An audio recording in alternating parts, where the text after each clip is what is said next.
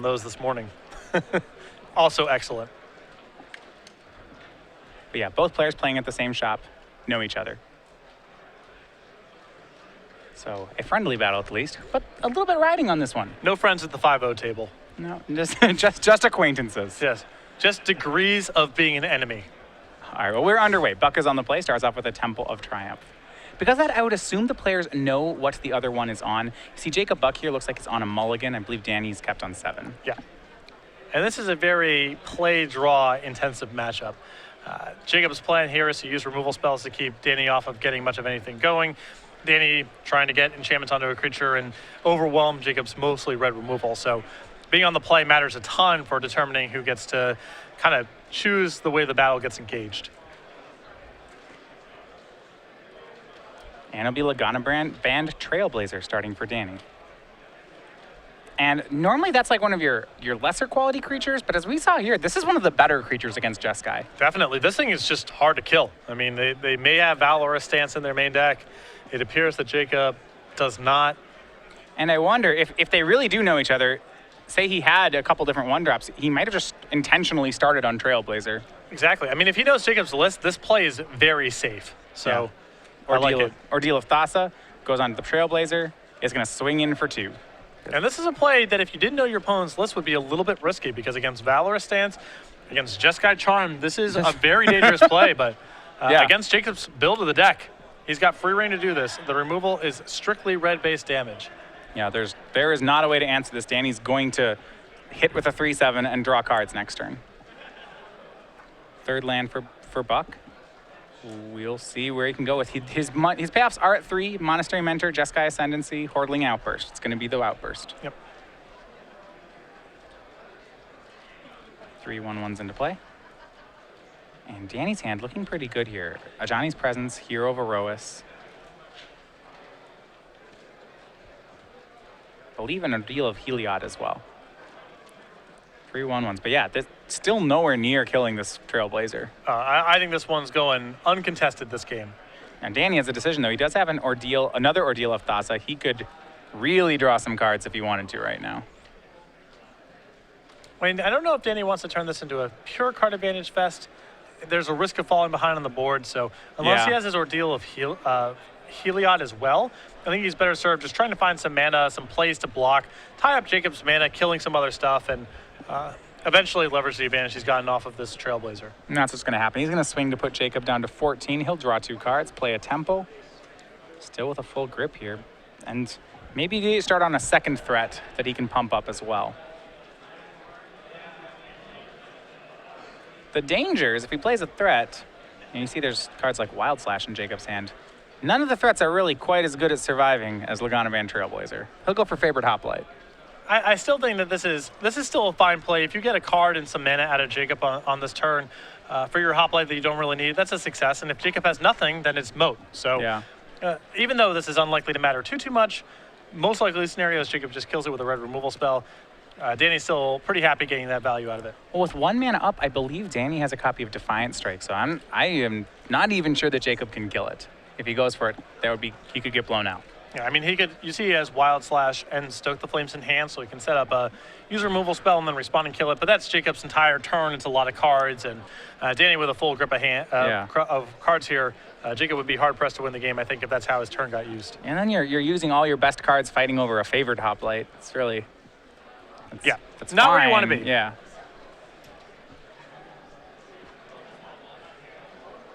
But he may not have a better choice. We'll see. Can he race it? That's questionable, especially if there's an Ordeal of Heliod hanging out everywhere. The answer to that's probably no. Well, he's got Treasure Cruise in hand, and he's not close to casting it right now. So I think he just has to kind of cast stuff this turn to set up a cheaper Treasure Cruise for next turn. Yeah. So without cards like Valorous Stance, like ways to actually kill these large creatures, Jacob is, he can't become a control deck. It seems like he has to buy time till he can get an Ascendancy down and then just do things that are, exponentially more powerful than Danny's deck. That's the trump that Jacob has in the matchup, even though Danny has Dromoka's Command to interact with it. If Jacob can get an Ascendancy unchecked with a board, Danny's going to be really hard-pressed to win most of the games. Yeah, but with Dromoka's Command in Danny's hand, because Jacob doesn't actually have kill spells for these guys, I'm not sure what the plan is here.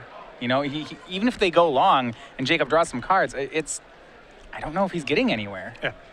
I mean, Jacob's going to be in trouble no matter what, but I do believe that the game has to be about ascendancy.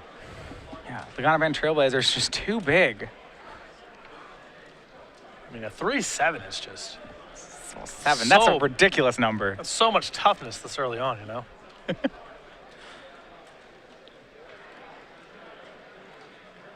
Swings with favored hoplite. Here's the first fight we're going to have. It's going to be a double block from Jacob. I like how Jacob's played this turn. He's going to Wild Slash in response to the Defiant Strike, and he still has another one up. He has a Stoke the Flames up as well.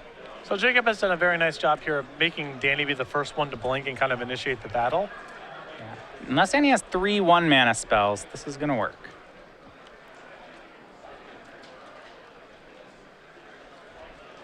And Jacob can also have a productive turn casting 2 spells, which sets the stage for Treasure Cruise being cheaper the following turn.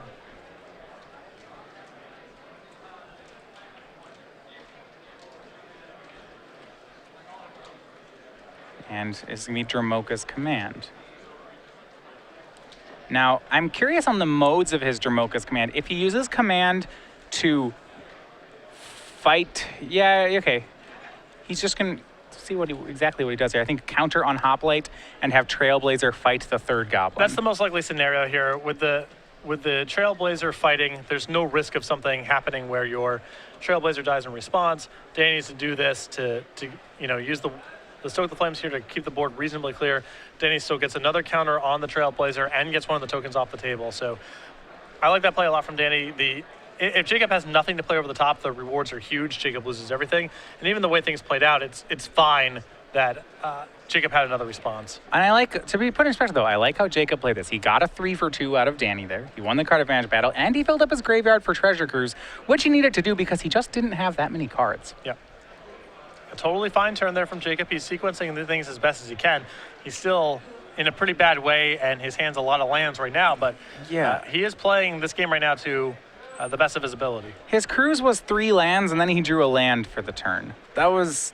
He needed better than that as his recovery spell.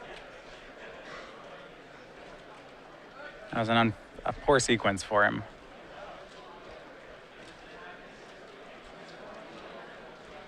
Hero of Erois from Goldstein. He sees Jacob tapped out, and now he's just going to punish him for that. Hero of Erois into play. Puts the Ordeal of Thassa on Trailblazer. Cracks the Ordeal. Draws to Trailblazer a 6/10. Just not even real numbers. Preposterous how large that thing is. There's 10. You can't kill that. No, that's immune to things. You cannot kill that. All right, he puts a goblin in front of it. Well, we know Jacob cannot kill that. Jacob draws another land here. And scries a land to the bottom. So a big card here for Jacob, if you can find it, is Secure the Wastes is also very nice here. Yeah, that is a saving grace of having all these lands. That a Secure the Wastes is great. But he does not have many turns to find it. This Trailblazer could be 10 power in not very long. A 10-14. A 10-14. Even more preposterous. We'll see. Hero of Erois can get in for 2. It looks like Danny will have Jacob dead next turn, regardless of if Jacob jumps this turn. So Monastery Mentor played. Now Ordeal of Heliod is going, and it's just everything on the Trailblazer. I mean, Danny knows he couldn't kill it before, and the odds are only going down. Making a monk token. Up to 7/11 Trailblazer. Ridiculous. It's gonna get bigger. It's the convenience store. We call it. Now it's up to 8/12. Now it's even bigger than that. And importantly, Danny goes to 27. Goblin jumps in front of that. Can't take 8, but he goes to 8. So now the Trailblazer's lethal. And yeah, Jacob can't really draw out of this. Draw is a Seeker of the Way. That's not really going to do it. He can cast Seeker, but he can't even play a spell. Yeah, only Treasure Cruise, I believe, in the graveyard right now to fulfill Delve. So you can play Cruise or Seeker, not both. land, seeker. He'll pass at 8. Back over to Danny. Yeah, I wonder whether Danny's been playing this game knowing that Jacob has no Valorous stances in his list. I mean, even when these tokens decks do, it's, maybe 2 copies and still maybe a worthy gamble, but I suspect Danny knew that the coast was just clear on this Trailblazer from the get-go. At some point, I think, if Danny didn't know that, at some point maybe he starts trying to pump a second creature just to not put all. But it seems like he's played this with, like I said, if they know each other, I think he's played this with the knowledge that this guy is just not dying. There's no Jeskai Charms, there's no Valor stances. It's just not dying. There's 1 Retraction Helix. That would get it, but God's willing. Okay, we'll be on to game 2. Jacob Buck down a game to Danny Goldstein. And Danny can safely do that there because the only instant speed way that Jacob has to make tokens in the deck is raise the alarm and secure the waste. Both of those generate white tokens, and so God's willing on white there means there's no hope of Jacob blocking, and as we already established, no hope of removing it with anything else. Yeah, going to sideboards though. So this is once again we see Banteroic up a game on Jeskai tokens. We'll look over at Danny Goldstein. He is playing what you'd expect out of the board: Aqueous Form, Treasure Cruise, Disdainful Stroke, Stubborn Denial, Encase and Ice, Gainsay. What do you expect? Gainsay is a little different. Yeah, 1 copy of Gainsay, which I think will come in here because Jacob has blue spells. Get it? Sure. I mean, that's sort of the end of the analysis. That's what the card does, so probably coming in here. I think the Stubborn Denials will come in as well. Jacob's going to be packing some removal spells here. I think Aqueous Form is also fine in this matchup. Jacob is not very good at killing things, as we saw there in the first game. He is pretty good at blocking, though, so Aqueous Form makes a lot of sense. Yeah, and then the token side, does he have ways now to actually answer giant 0-4s that get bigger in the board? He has a few, not a lot. He's got a little bit, though. 3 copies of Negate, 2 Erase, 2 Anger of the Gods, 2 Elspeth Stone's Champion, 2 Encase and Ice, 2 Outpost Siege, 2 Disdainful Stroke. I like Negate a lot. Oh, yeah, I that's like great. Elspeth just fine, and I think Anger of the Gods is okay in this matchup. So even out of the board, he can't really kill a 4-8. I mean, yeah, I give Elspeth, if it gets big enough, he can kill it. Yeah, he is very light on answers to large creatures, even post-board. No copies of Valorous Dance, no copies of Roast, no copies of Glare of Heresy. These cards that people go to all the time to improve the heroic matchup. Jacob's got none of it, so I think he's in some trouble here. Yeah, and we'll see how he decides to fight it. So if you can't answer creatures because you don't have any of those cards in sideboard, I feel like it may even change the way you have to approach the whole game. Yeah, you cannot plan on winning a conventional game. So maybe Jacob becomes extremely aggressive and just tries to push Danny out of the game before he can get much of anything going. There really aren't that many other lines of play. The only card that allows him to take a different angle of attack in the matchup is Elspeth. I guess Anger of the God to a lesser degree, but it's basically just Elspeth. And that's quite an expensive card to resolve. And Danny may have copies of Negates and Disdainful Strokes of his own. You don't necessarily know if your Elspeth is resolving. So Jacob's got his work cut out for him, that's for sure. Not a lot of sideboard for this matchup and already down the game. So these joining us here watching the Star City Games Standard Open out of Portland, Oregon. We're making our way to the Northwest for the first time this year. Looking at the rest of the schedule, we do have the rest of the schedule for our tournaments of the year posted. This is the quarter 2. This is which we're reaching the end of. So quarter 3, that's going to be your summer and your early summer, early fall tournaments. Starts with a Modern Grand Prix in Charlotte. So we're going to be back over in the East, Indianapolis, Baltimore, and for the first time ever, the Open Series is heading to Chicago in the middle of July. After that, we go to Richmond for a Standard Open, a Legacy Open Series in Washington, D.C., Standard Grand Prix in London, August 14th through 16th. We'll be back in Charlotte for a Modern Open Series, August 22nd and 23rd. And then after that, the Season 3 Invitational in New Jersey with Standard and Legacy as the invitational formats and a 2-day $20,000 Standard Open Series event. Finally going back to New Jersey. Yeah, we make it there a good number of times in the year. 2 to 3 times a year on average. The Season 3 Invitational was there last year and I believe the year before. Mm-hmm. That was one of the last invitational events I competed in fact, was the one 2 years ago. That one. Eric Smith, Andrew Tenjum facing off in the finals of that Sounds one. right. Really Eric Smith's breakout tournament. I don't believe hadn't seen much of him before that. Some of our biggest Open Series events of all time as well occurred that weekend. Happy to go back home. So we're on to game 2, Danny, up a game. Yeah, with Jacob having to take an aggressive line, cards like the Ordeal of Heliod actually looks really good in Danny's deck. Definitely. I mean, Jacob, in my opinion, has to turn this game into as much of a damage race as possible. Uses removal to keep the board clear early on. There's a lot of pressure on him having something like Seeker the way to generate some early advantage, and from there, it's Ascendancy. I think that's Jacob's best game plan, and Ordeal of Helia is really powerful in that kind of game, because if Jacob's not contesting the board, that's a huge swing in a damage race. That's a great swing in a race. And at the same time, Jacob doesn't have, the Dromoka's commands are, the sacrifice and enchantment mode of that is really problematic for him. Also the fight mode too, because Jacob's only got 6 creatures, Seeker of the Way, Monastery Mentor, and they feel very important, in my opinion, for Jacob having a good shot in the games, because he needs to get an early sustained source of damage and advantage in a life race. Seeker can provide that, as can Monastery Mentor. If Jacob is left with just the tokens in play, at that point it's Ascendancy or bust, and that's way harder to do when Dromoka's command is available in your opponent's deck. Yeah, command, it's very easy for command to be strong against him. He does have the Jeskai Ascendancy, and he does have those creatures you mentioned, Mentor and Seeker, but both of them are small on the surface. They're pretty susceptible to getting fought down by a number of cards in Danny's deck. Yeah, all the modes on Dromoka's command, or 3 of the 4 modes at least, very, very good here. Oh, and if it's a damage race, the 4th mode, the prevention of damage, sure, that might even be relevant. Yeah, that is the mode you don't see as often on the card, but really all 4 modes pretty good, which is one of the reasons the card has been such a mainstay. Players trade off tap lands to start the game here. Jacob Buck is on the play, and he has the first creature into play. It's going to be a turn 2 Seeker of the Way. See if we can get that aggressive game plan going on. And like I said, I think this is so important for Jacob to have. Yeah, looks like he has a pair of Seekers. Second land from Danny, no creature just yet. This may be an opening for Jacob. Seeker will swing in for 2. Danny down to 18. Jacob may just add to his board.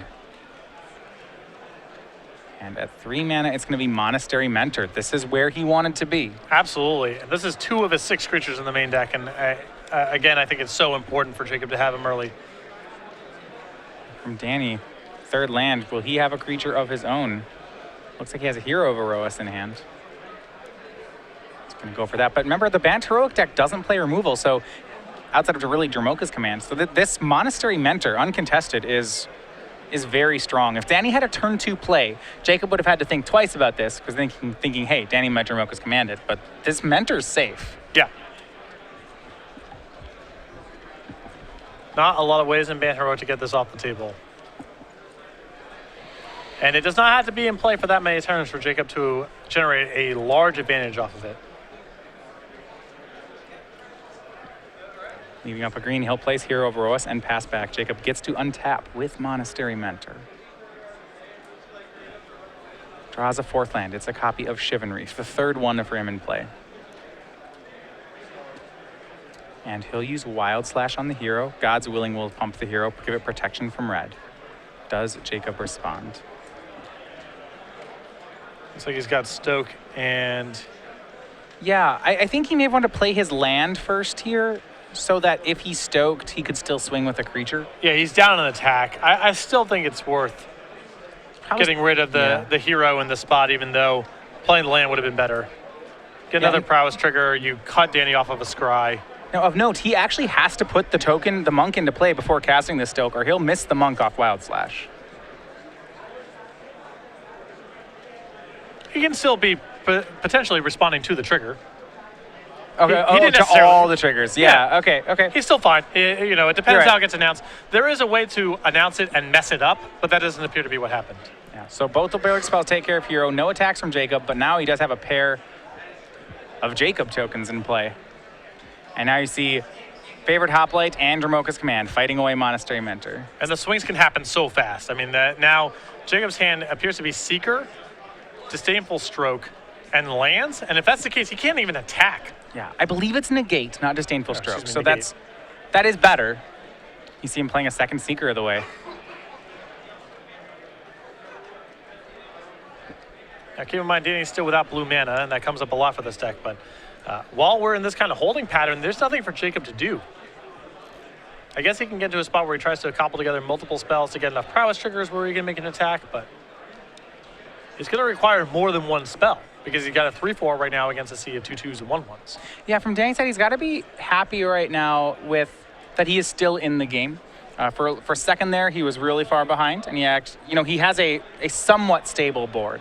Now, granted, this board is one kill spell from being pretty bad news for him. Yeah, I think that Danny in this spot is advantaged. I mean, if his hand's all blue cards, maybe he's in trouble, but if he's got castable stuff, it's going to be very hard for Jacob to make attacks. And Jacob is running out of action in hand. Jacob has a copy of Stoke the Flames, but he can't really do much with that. It's very hard to kill Favored Hoplite, especially with a burn spell, because Danny, the negate doesn't matter here, is the problem. As long as Danny targets Favored Hoplite, the Stoke won't work on it. Right. One thing Jacob can do is just go wider, though. You see him trying a copy of Hordling Outburst. It's a very important draw here because with what Jacob has in play right now, he can't really do anything in terms of attacking, but Hordling Outburst does a lot of work. Prowess is everything, and I'll be interested to see if Jacob's willing to just suicide some stuff for damage. Oh, if I'm Jacob here, I'm sending in everything with the intent of stoking Danny if Danny makes any sort of block. I don't even want to try to fight over this hoplite because Danny's got a handful of spells. Most likely it's unlikely to work, but I don't mind attacking and trying to stoke here. He's going to Defiant Strike the hoplite. Yeah, it'll be interesting to see whether or not Jacob wants to leave up negate. He'll have to sacrifice an attacker to do it, but it does stop something like a Ordeal of Heliod on the swing back from getting him. Yeah. So Defiant Strike on Favored Hoplite. Yeah, it looks like Jacob just cast our Outburst and didn't swing anything. That was an end of turn Defiant Strike.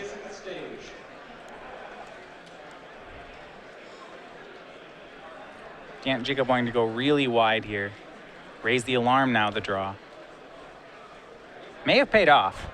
The raise the alarm is free with Stoke the Flames. This is just a ton of damage. Yeah, allows Jacob to cast multiple spells inside of combat here, which is really good for him.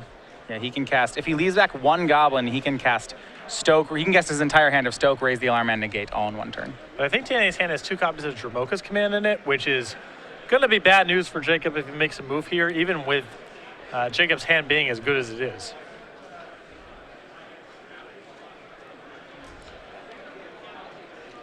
Yeah, well, he can, you're right, yeah, he can negate one of them, but not both.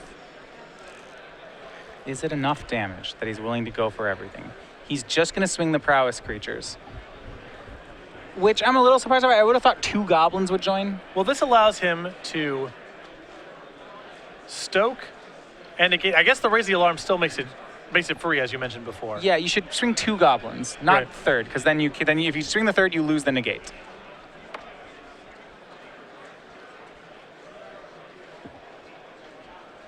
So a block's going to happen. This is going to be raise the alarm from Jacob. It's only 2 damage that you'd be losing here. So it's not, we'll see just how close the numbers fall. Right. But this is the turn. Jacob going for the aggressive line. Makes 2 soldiers. That prowess is everything. And if you're Jacob, do you actually just stop here? You could initiate the Stoke Flames, or you could just wait and say, hey, you're taking 4, 5, 6, 7, go to 10. I have a Stoke. I like keep casting here. Even if Danny has counter spells or it's just so much damage just off the prowess triggers alone. It's a very efficient spot to do it. I think Jacob should just keep casting. Stoke at Danny. Now I'm interested to see if this resolves. This is where we might actually see the prevention mode on Dromoka's command come up. Yeah. He might prevent damage and make a fight. So we'll see if Stoke's resolving or is still on the stack. Yeah. Looks like Stoke did resolve, so Danny's not going to fight the Dromoka's command fight that way, which I'm a little surprised of, actually. Well, I think that Danny might feel like he's better served here using these Dromoka's commands to swallow up some of the attackers, because the amount of damage he takes is very close to the same, regardless if it's a monk hitting him or the... Well, he can do both. He can fight and prevent. Sure. Yeah, he can just prevent the damage from Stoke and fight a guy, right? Yes. So he's in it, yeah. So now he's doing 1/1 counter and fight, which I think's a little weaker, but it still may be enough. Yeah. And that'll get a negate. Everything getting even bigger. Danny may be feeling like he needs to make maybe the size of his hoplite's an issue, but yeah, I feel the 4 damage may be enough. It may just be too much. And the second Dromoka's command is very helpful here, allowing him to blunt some of this, but still a lot of damage coming across. So second Dromoka's command. It doesn't mean that Danny will get to eat both the Seekers. And favorite hot blade's not, it's preventing all the damage. There's no life gain on Jacob's side. Yeah. Still quite a bit of damage coming through from these monks, though. Yeah, each of them dealt 4, so that's 8 damage total. It puts Danny down to 4. This is a situation where I think actually those 2 tokens that he could have swung in addition, that might come back to get him. Yeah. Being at 2 and 4 would be some very different numbers here. Yeah, because I saw what Jacob was trying to do there. From a mana standpoint, it looked like he couldn't afford to swing with any of the tokens, but because Raise the Alarm is free, he in fact could. Now, if Danny uses Dromoka's command to prevent Stoke, Danny's at A tier, which is, he's at 8 and has 1 fewer counter on his hot plate, which is probably a safer position. Yep. But that's it. So now what are we doing on Danny's side? Okay, so he needs a lot of blockers, and he needs like an Ordeal of Heliod, I think. Or blue mana. And it looks like neither was coming, so. So game 2 goes to Jacob Buck. As I said, he needed to be aggressive. He couldn't be the control deck, and Jacob did just that. Yeah, Jacob does not have enough catch-all removal spells for creatures that get out of control to be able to be necessarily favored in the long game, especially with Danny having access to counter spells and treasure cruises galore in the post-board games. I think Jacob needs to be the aggressor, particularly when he's on the play. Yeah, but he did a great job of it there. Yeah, that was sort of the game plan I think that Jacob wants to try to execute. It'll be interesting to see if he can continue to do it. Like you said, he only does have 6 creatures, 4 Seekers and 2 Mentors. He drew 3 of them there on curve, which was really good, and it allowed him to take an aggressive line. But I'm not sure all his hands can do that. If his creatures are just token makers, they don't deal nearly as much damage as having them be prowess creatures. Yeah, and they're also susceptible to just Danny having 1 blocker and 1 attacker, and the tokens having nowhere to go. Right, Jacob doesn't have many Anthem effects. He doesn't have Jeskai Charms to punch them through. He does have that Jeskai Ascendancy, great card, relevant, pretty big card in the matchup. Assuming it sticks, and that's the big problem. That's the big if. Yeah, it does have, Dromoka's command's great, has been great against him. Even there, like the fact that Danny was so far behind on the board, but thanks to 2 Dromoka's commands, actually had a shot is really relevant. He had no blue mana the entire game and died with 3 or 4 blue cards in his hand. Yeah. He's got blue mana. That game could have had a very different outcome, even with Jacob's draw being about as good as you could ask for. Yeah, there was a shot that, Danny could have maybe been at enough life points to do something. If he doesn't take the 4 off Stoke and draws an Ordeal of Heliod, maybe the game just goes to Danny. Yeah. Even without blue cards. It would have been close. The oft-neglected mode of Dromoka's command. Yeah. All 4 modes are really relevant on the card. It's pretty cool. It's really powerful. Especially against aggressive decks. Yeah. I mean, the cost of Dromoka's command is if you're playing against a control deck with no enchantments, it's not that good. Hard to cash in profitably. This matchup is, I think, where it shines. All four modes are very relevant in this matchup. So it's a deck with a bunch of red removal, a variety of small creatures to fight, a key enchantment, and direct damage spells. I mean, that's the full package of modes for Dromoka's command to be relevant. It's really good.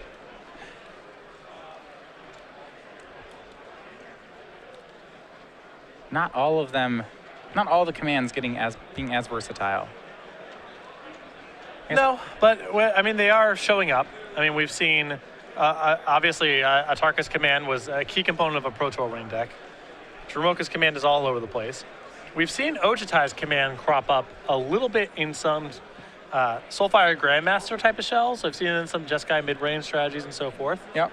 I haven't seen Silumgar's command yet. I've not seen it either. And I've seen some brews with Kolagon's command. People are trying. That's trying, yeah. People are definitely trying. The colors are weird. The effect's good, but the colors make it hard. I've seen mono red splash black beatdown, and I've seen Mardu decks that are trying to play that card. So the question is, with Atarka's command, 3 of the modes are really good. Have you put a land into play with it yet? No. Okay. I have not.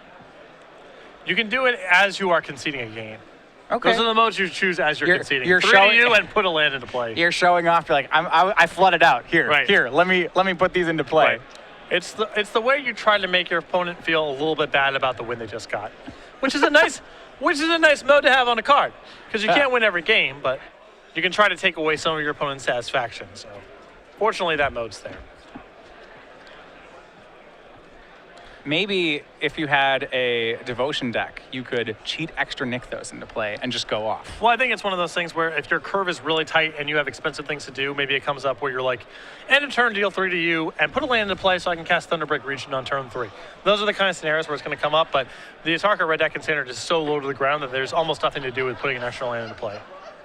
How sick if you're playing a red deck? Your opponent leaves up Bioblight, black, 2 black mana, and you're just like, end step, put a land in play, and then Thunderbreak them. You're like, ha, got her under counter spell. Yeah, it's pretty sick.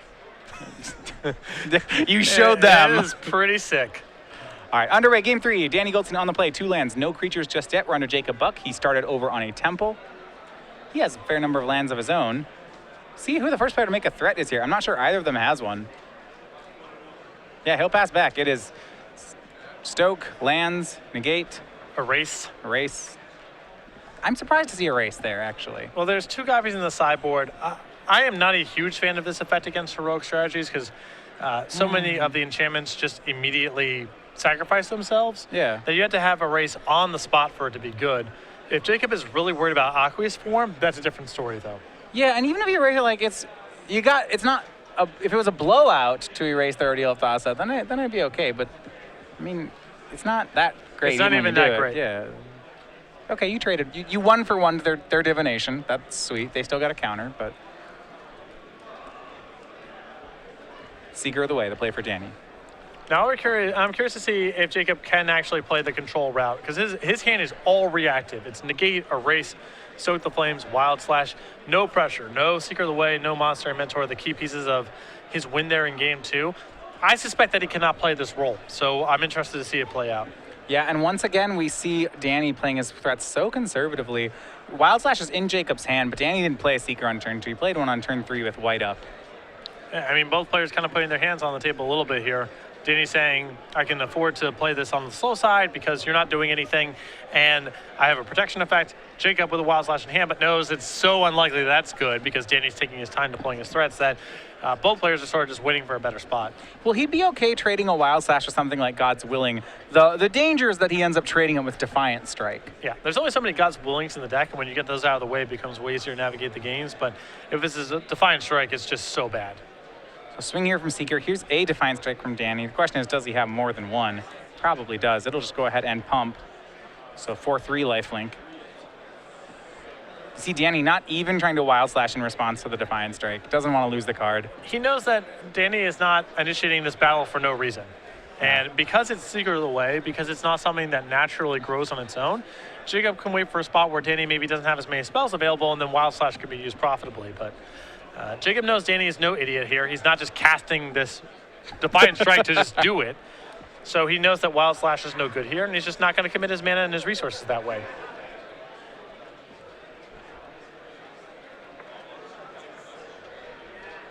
Fetch here from Jacob. Took 4. He's down to 14. He actually double fetched. Just trying to get lands out of his deck. Looks like he is kind of having some more of the same problems he had game 1 where he treasure cruised into all lands. Looks like he got a lot of lands again. The bigger problem here is there's nothing proactive coming from Jacob's side of the table. And I think that because Danny is armed with so many protection effects and Jacob's removal's all red, that even if he's able to remove Danny's threats, which is unlikely, he's just going to be taking these chip shots along the way. He's going to take 3 points here, 2 points here from these stray creatures. Danny's still got a full hand. So he drew another Wild Slash, and here's a spot where I maybe would have wanted to see, he's going to have to make a move. I thought he would do it during Danny's upkeep, then Danny drew a God's Willing for the turn, so that there's some punishment for not doing that. He's going to have to fight eventually. He has to fight now. I mean, He's got 2 Wild Slashes. He's about as armed as he's going to get for this kind of fight.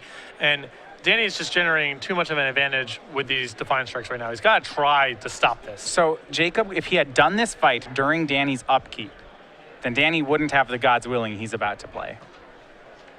But because now Danny did draw the card and drew the God's Willing, this is going to be a 3-for-1 for Danny. Unless, well, he could have, maybe he has a Giant's Presence as well. Jeez, okay. I believe if Jacob has a negate, we could get into a very interesting fight here. Well, I still think the trigger here might be too much to overcome, even if this gets countered. Well, some of them will get drawn. One of the strikes will resolve, the other one won't. Right. So it won't be Yeah, so at the end of the day, this is going to be, okay, so we'll walk through what's about to happen here. This is a pretty big stack. Assuming there's a negate coming, which we are guessing is going to be Jacob's response here. If there's not a negate, what's happening is Jacob's losing because he's down 100 cards. So here's the stack. Remember, all the spells, all the white spells are prowessing the Seeker. The Seeker is, Stubborn Denial, if Danny has it, is going to be really good. Yeah, Stubborn Denial is great in this spot. Doesn't matter, he doesn't have a 4 power. Jacob doesn't have the mana, so here's negate. All right, so negate is going to get rid of the Giant's presence. Now the Seeker becomes a 3/3. So now Wild Slash is dealing 2 damage to a 3/3. Okay, so now Defiant Strike, the trigger resolves. Seeker's a 4/4, now it's a 5/4, and Danny draws a card. Yes. So that Defiant Strike has resolved. So the Wild Slash is potentially good here if Danny has nothing else to play. This Wild Slash now kills Seeker because it's a 5/4 with 2 damage on it, which means that last Defiant Strike and its Prowess trigger are both not going to resolve. So that Slash kills it. Danny doesn't get a card there. All right. So, Solid turn there for Jacob. He got the threat off the table. He lost a lot of resources, but so did Danny. it was ended up being even on cards. Danny initiated it with a Defiant Strike, but because one of the Defiant Strikes resolved, they ended up both losing both lost 3 cards over it. Yeah. So we restart, we rebuild. Danny actually has a pair of Stoke the Flames in his hand, so he may just be able to kill some of these cards as Danny casts them. Exactly. Right now it feels, to me, like the race is actually to Treasure Cruise and not anything else from either side of the table, because the game's going to be going on for a long time. Both players really need to gas up. They're low on resources, and Ancestral Recall has a habit of being good in those spots. Yeah, that fight took a lot out of each of them. Land 6 from Jacob, and I believe this is going to be Monastery Mentor. That is Mentor. He has double red and Stoke up as well. So Jacob gets the first threat on the board. Remember, Danny doesn't play kill spells. Mentor's outside Dramoka's command. Mentor's huge game here. It's just in. But not going to be outclassed. Danny has his own Monastery Mentor, and now things get interesting again. I'm Jacob here. I'm stoking. You got another Stoke to follow up with next turn. It's not a heroic threat. It's a prowess threat, so you have a very good chance of killing it the next turn, even if Danny has a response right now. If Danny has Dramoka's command, how bad is that? I mean, I guess it doesn't get any better, though, does it? It doesn't get a whole lot better. But that would be the danger. If you Stoke here, he Dramoka's commands, and then you're in a real bad spot. Huge draw by Jacob, though he opts not to go to the play and draws Treasure Cruise. I don't know if it's that bad of a deal. You both end up with a prowess monk at the end of the day. The Stoke is still... I'm sorry. You're saying if he goes fight and prevent damage? Yeah. Okay, yeah. No, that is a good case for not making the Stoke the Flames play. So here's a 2 mana, or I believe a 3 mana Treasure Cruise off of Jacob. Going to prowess a monk. That monk means he can cast Stoke once again and draw 3. You said it was a race to Treasure Cruise. Jacob got there first. And I suppose there's an incentive. Jacob's deck can play its spells more proactively than Danny's can. So if both decks are sitting on Monastery Mentor, it probably favors Jacob. And once again, Jacob Treasure Cruises into a fistful of lands. That's better than having 3 lands as your next 3 draw steps. His Treasure Cruises have been lacking. Yeah. 3/3 Monastery Mentor will swing in. That puts Danny down to 18. Jacob has a Wild Slash in hand. In addition to some of these one of these Stokes, he has Erase, Wild Slash, Stoke. We'll see if he's going to let Danny go for Mentor. Maybe Upkeep try to kill it. Nope. I think that he's going to wait for Danny to cast a spell here. Because again, Danny... Can't, right. It's tough for him to initiate these kind of battles without taking some sort of risk here. At that point, Jacob has a good opportunity to respond with Wild Slash. And if Danny makes some bigger play there, maybe Stoke the Flame suddenly comes into the equation. Yeah, I actually like how he's playing it then. Danny just has to pass. Jacob is the one who resolved Treasure Cruise. He's in the driver's seat. And now we'll see if end step Jacob's going to go for anything. Looks like end step he's going to go for a Stoke the Flames. We'll see if it's pointed at the Mentor or at Danny. And now with 2 removal spells at the ready, even if Danny has something like Dramoka's command, it's fine. Jacob can battle back. Yeah, so here's...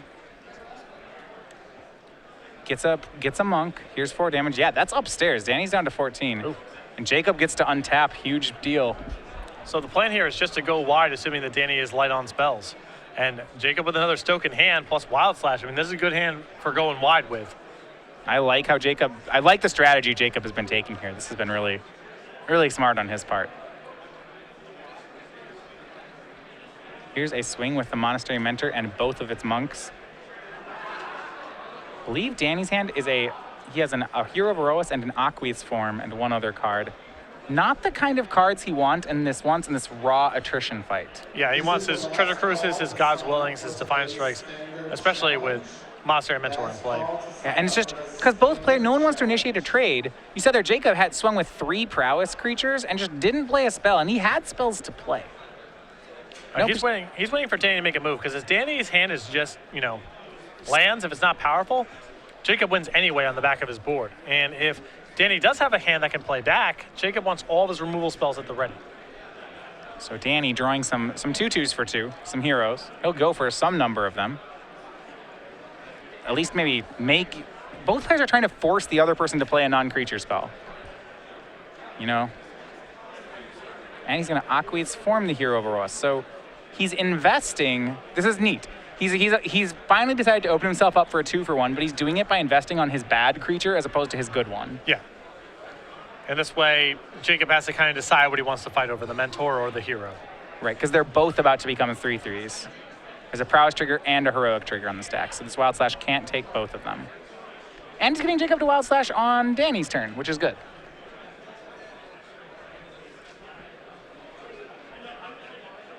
And there is an erase in Jacob's hand. I'm not sure Danny expects that one out of the board. We'll see how relevant that one ends up being. It could get Danny. Well, it's great here for Jacob that Danny's just casting a spell that is an erase target. Because that's another potential monk. It's also a prowess trigger inside of combat next turn potentially. God's Willing from Danny. God's Willing on the Monastery Mentor, so the Wild Slash will not work. Unless Jacob has more. Looks like he might. But look, there's another Stoke the Flames hiding out. Last one went upstairs. This one's not. This one's going at Monastery Mentor. And it's actually so good for Jacob that Aqueous Form is the thing that's initiating this. Because if he had to fight this battle right now, there's a risk that he wouldn't have a spell next turn to cast and he would be down to a lot of prowess triggers. But now that the erase is turned on, it's just such good news. It's a lot of damage coming on the way back. So the fight goes the way of Jacob. It's a 2-for-2 because the Aqueous Form was on hero, so well played by Danny to not actually open himself up to card disadvantage. Both players get a pair of monks and the game resumes. Both players at 10. And Jacob's board's better, but not by much. I think the erase is the thing that tips it to Jacob. Without the erase, I actually would prefer Danny's board here. And that one, interesting. He erases on Danny's turn. Yeah. I expected to see him do that on his own. But with so many prowess cards in play. Exactly. He scribed this to the top so that he knew there was a spell coming. Whirling Outburst. It's good. 2 spells is sweet too, though. I don't know. He's been playing great so far, though. Yeah. This is a great line here. It's now a whole army of 2/2s. And unless Danny has 2 cards in hand, he just gets to know that this is safe. Yeah, I think Danny's out. That hoplite with the last card left in his hand. It's just going to swing everything. Both the white creatures are both 3/3s. The monks are all 2/2s. They've all prowessed once, and he knows that Danny doesn't have any prowess. What a game by Jacob Buck. Yeah, I think he may be slightly better served keeping the erase in hand and doing it this turn, but on the balance, I think he's executed a very good game plan here.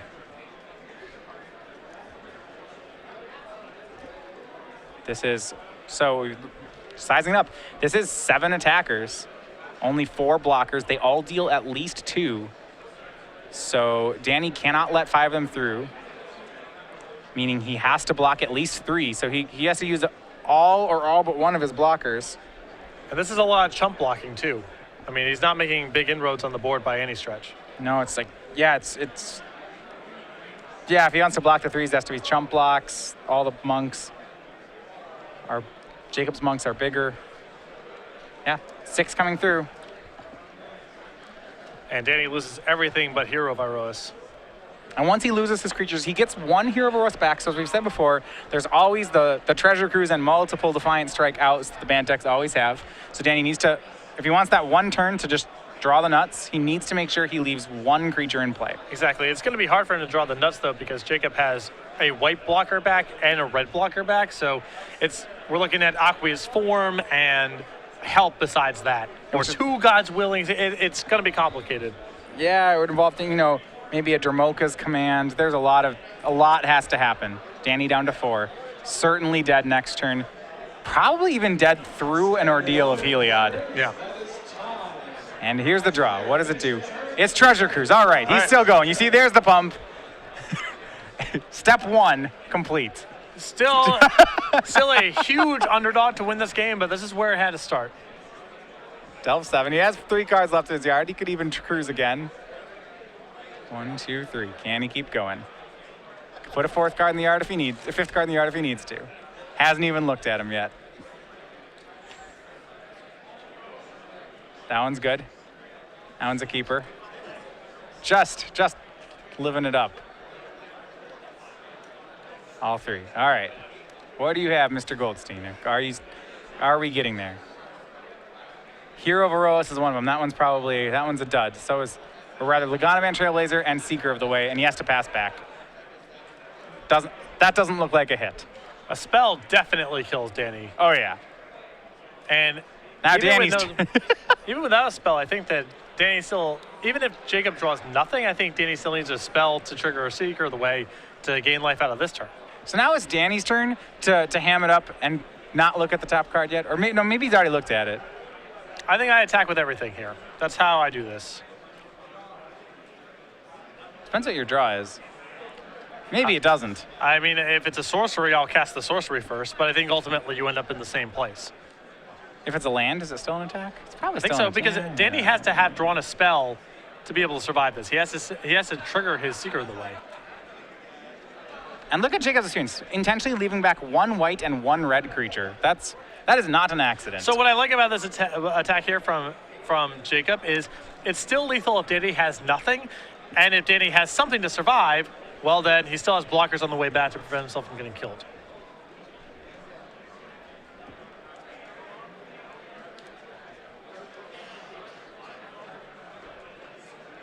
All right, Seeker goes in front of Monastery Mentor. Hero goes in front of Seeker.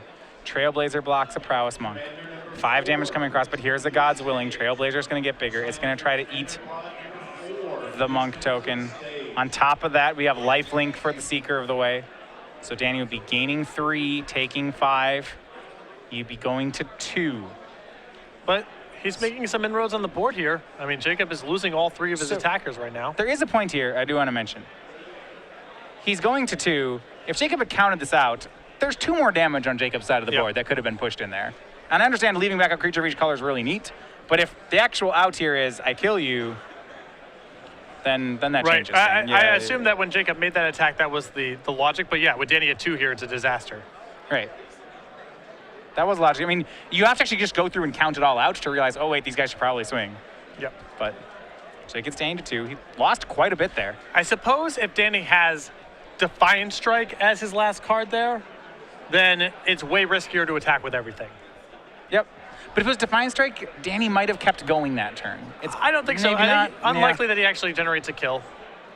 I think, overall, he's the best case scenario here is he just goes ahead and attacks with everything, and that's probably good enough against unless Danny's hand is very specific, but Jacob's cards are Raise the Alarm and Erase.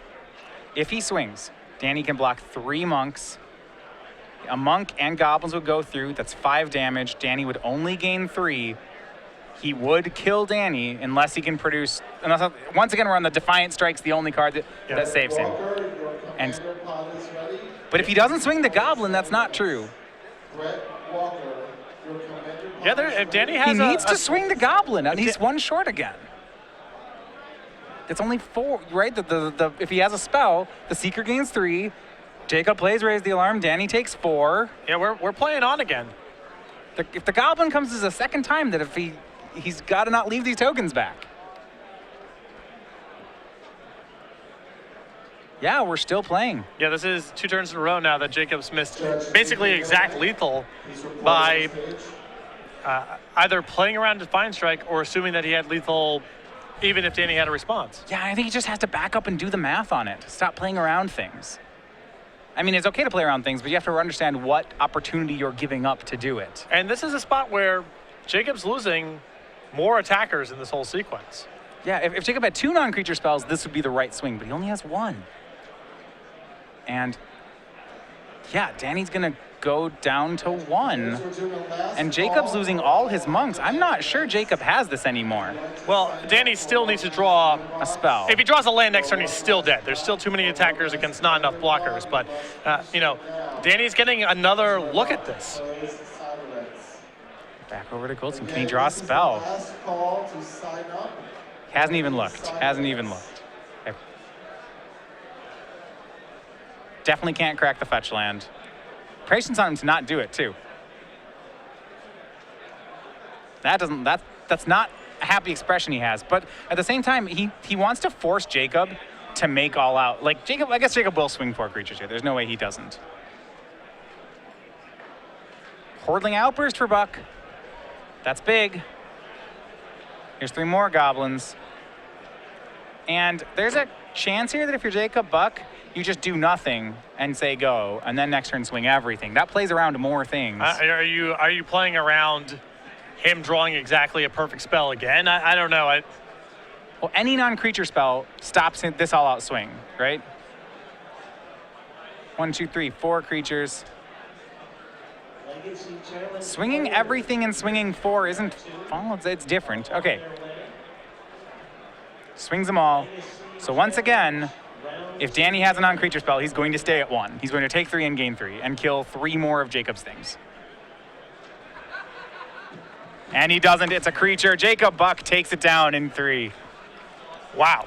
I mean, that was Danny there with a couple extra turns there. Jacob taking some conservative lines of play.